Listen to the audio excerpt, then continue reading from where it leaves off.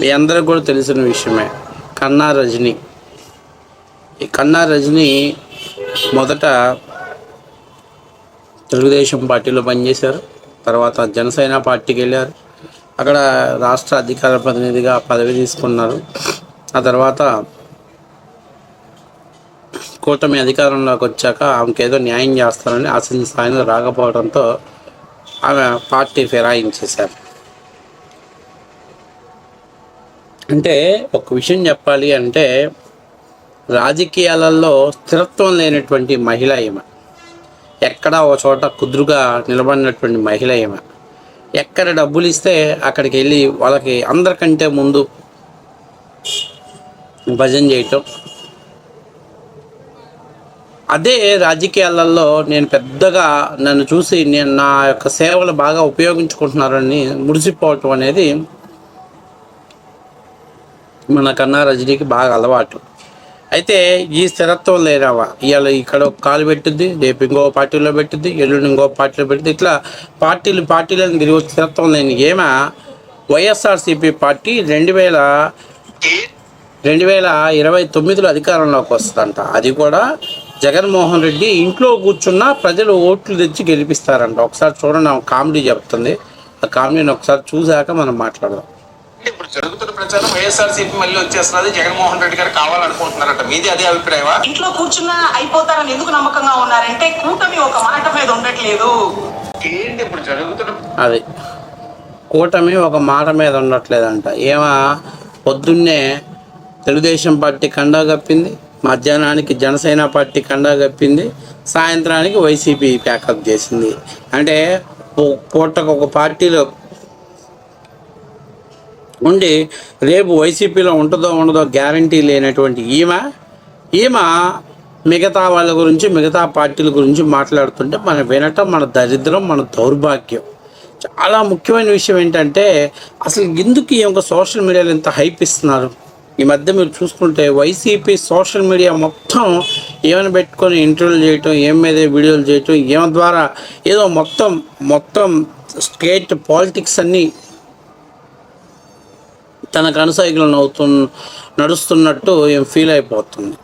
మనం చెప్పేది ఏంటంటే, ఫస్ట్ ఆఫ్ ఆల్ నువ్వు ఊరికే మాట్లాడటం కాదు, ఒక లాజికల్గా మాట్లాడాలి.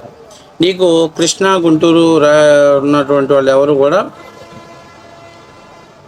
జగన్మోహన్ రెడ్డికి ఓట్లేదు. అక్కడ దాదాపుగా 37 నియోజకవర్గాలు పైనే ఉన్నాయి. తూర్పు పశ్చిమ గోదావరి జిల్లాలో టీడీపీ జనసేన కలిసి ఉండగా వైసీపీ గెలిచే ఛాన్స్ లేదు. అక్కడతోటి 60 స్థానాల్లో తెలుగుదేశం పార్టీ జనసేన లీడ్లో ఉంది. ఇక ఉత్తరాంధ్ర అనేది తెలుగుదేశం పార్టీ కంచుకోట లాంటి ఇది. మొన్న ఏదో ఒక్కసారి రావాలి, జగన్మోహన్ రెడ్డి చూడాలి, ఏదో రావాలి, ఒక్కసారి జగన్మోహన్ రెడ్డిని చూడాలి, జగన్మోహన్ రెడ్డి గారు అధికారంలో రావాలనే ఉద్దేశంతో ఉత్తరాంధ్రలో తెలుగుదేశం పార్టీ కొద్దిగా దెబ్బతినింది. కానీ తెలుగుదేశం పార్టీ అనేది ఉత్తరాంధ్రలో తెలుగుదేశం పార్టీ కంచుకోట. ఇక రాయలసీమలో కాస్త కూస్తో ప్రాబల్యం చూపిస్తారు మీరు. కాబట్టి నేను చెప్పేది ఏంటంటే, first of all ground level రియాలిటీని వాస్తవం చేసుకోండి.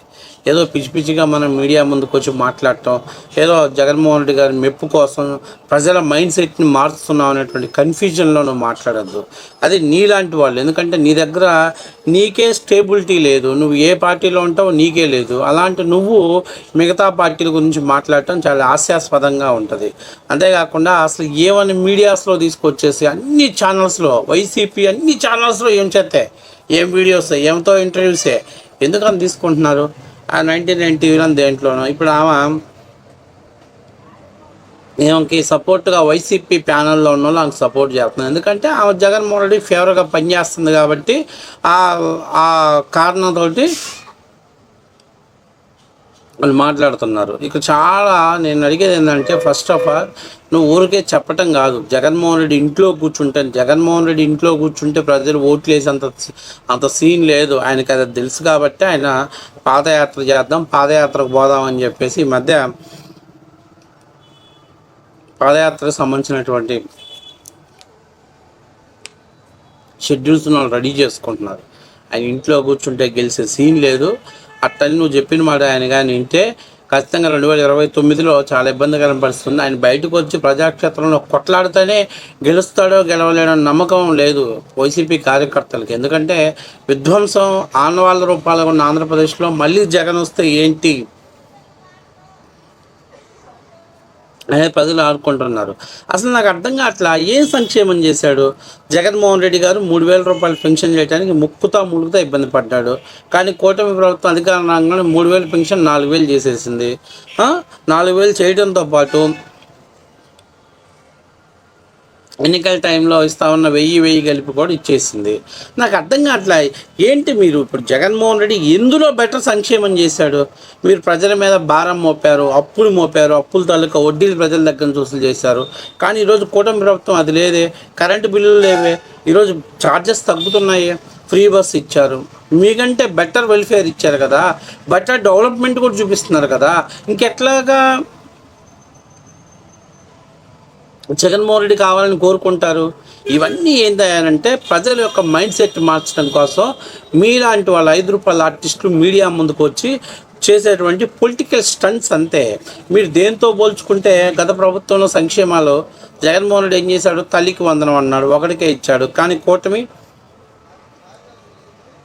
ఎంతమంది పిల్లలు అంటే అంతమంది పిల్లలకి ఇస్తున్నారు. సో దాంతో పోల్చుకుంటే ఇది బెటర్ ఆప్షనే. తర్వాత ఎన్టీఆర్ ఆరోగ్యశ్రీ ఈరోజు 25 లక్షలు చేశాడు. బిల్లులు కూడా ఈరోజు గతంలో వైద్య ఆరోగ్యశ్రీకి పోతే ఎవరు లెక్క చేసేవాళ్ళు కదా, ఈరోజు పర్వాలేదు. రైతు భరోసా గత ప్రభుత్వంతో పోల్చుకుంటే ఈరోజు బెటర్గా వస్తుంది. గత ప్రభుత్వం లెక్కన కేంద్రం డబ్బులతో కలిపి 13,500 ఇచ్చారు. కానీ ఈరోజు కేంద్రం డబ్బులతో కలిపి 20,000 రూపాయలు ఇస్తున్నారు. అట్లాగే మరి గతంతో పోల్చుకుంటే అన్ని రకాలుగా బెటర్గా ఉంది. సంక్షేమంలో వెల్ఫేర్స్గా గతంతో కంటే బెటర్గా ఈరోజు స్టేట్లో లా అండ్ ఆర్డర్ సరిగ్గా ఉంది. అలాగే ఇన్ఫ్రాస్ట్రక్చర్ సక్రమంగా నిర్వహిస్తున్నారు. రోడ్లు భవనాలు బ్రహ్మాండంగా ఉన్నాయి. అసలు ఏ రకంగా జగన్మోహన్ రెడ్డిని కంపేర్ చేసుకుని మళ్ళీ అధికారంలోకి వస్తారని చెప్పి అంటే పేమెంట్ అక్కకి పైసలు పడితే చాలు, ఏ సొల్లు చెప్పడానికైనా ఏ అబద్ధాలు చెప్పడానికైనా మన అక్క రెడీగా ఉంది. వీళ్ళు ప్రజల మైండ్ సెట్ మార్చడం కోసమే ఆడుతున్నటువంటి ఒక పొలిటికల్ హైట్ డ్రామా. అంతేగాని ఆంధ్రప్రదేశ్లో మళ్ళీ వైసీపీ గవర్నమెంట్ రావటం అనేది జరగదు. ఈ కన్నా రజని కళ్ళగంటుంది, చివరికి కళల్లాగే మిగిలిపోతాయి. ఇళ్లల్లో కూర్చుంటే ప్రజలు ఓట్లేసి గెలిపించే స్థాయిలో అయితే లేరు, అది మీరు కూడా తెలుసుకోవాలి. అంత పరిస్థితులు అసలు జగన్మోహన్ రెడ్డి నమ్మే పరిస్థితులు వాళ్ళ క్యాటరే లేదు. 2029 ఓడిపోతే ఆంధ్రప్రదేశ్ తట్టా బుడ్డా సర్దుకొని